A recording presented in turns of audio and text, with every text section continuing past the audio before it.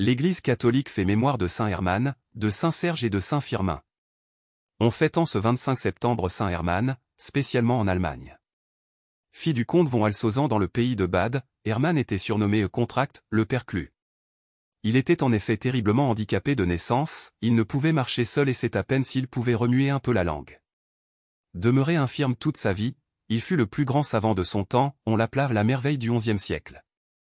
Devenu moine bénédictin dans l'abbaye de Reichenau près du lac de Constance, il fut un brillant disciple puis un maître d'une activité spirituelle et intellectuelle considérable, aussi bien mathématicien, astronome et historien, que poète et compositeur.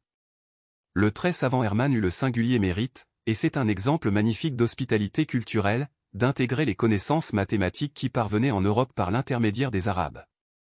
Poète et musicien, il est l'auteur de très beaux motets en l'honneur de la Vierge Marie, on lui attribue en particulier la composition de El Ave Maris Stella. Transfiguré par son génie et transporté d'admiration pour la beauté de la création, le moine Herman se considérait comme le dernier des ignorants, il se nommait le rebut des pauvres du Christ. Saint Serge. Le 7 octobre, nous fêtons les Serges. Plusieurs saints ont illustré ce nom, dont le 84e pape à la fin du 7e siècle. Celui que nous évoquons est saint Serge de Radonej en Russie.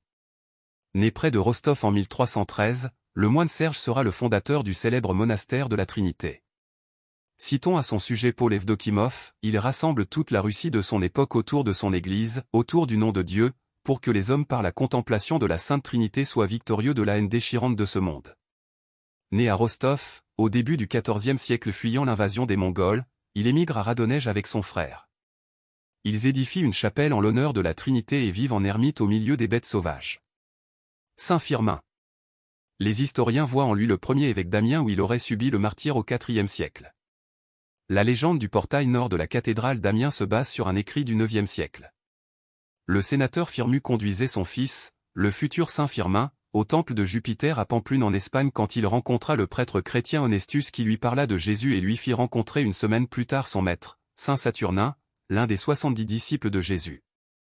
Saturnin, à Pamplune, convertit 40 000 personnes en quelques jours dont le jeune Firmin qui, avec l'âge, devint un fidèle prédicateur du Christ. Firmin à 27 ans reçut le sacre épiscopal, évangélisa l'Aquitaine, l'Auvergne, le Beauvaisis et s'enfuit à Amiens. Saint Herman, Saint Serge, Saint Firmin, priez pour nous.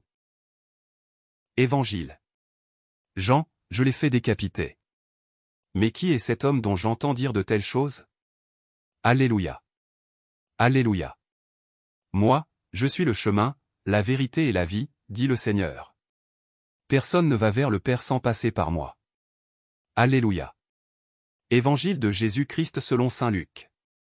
En ce temps-là, Hérode, qui était au pouvoir en Galilée, entendit parler de tout ce qui se passait. Et il ne savait que penser. En effet, certains disaient que Jean le Baptiste était ressuscité d'entre les morts. D'autres disaient: c'est le prophète Élie qui est apparu. D'autres encore: c'est un prophète d'autrefois qui est ressuscité. Quant à Hérode, il disait: Jean, je l'ai fait décapiter. Mais qui est cet homme dont j'entends dire de telles choses? Et il cherchait à le voir. Acclamons la parole de Dieu. Louange à toi Seigneur Jésus.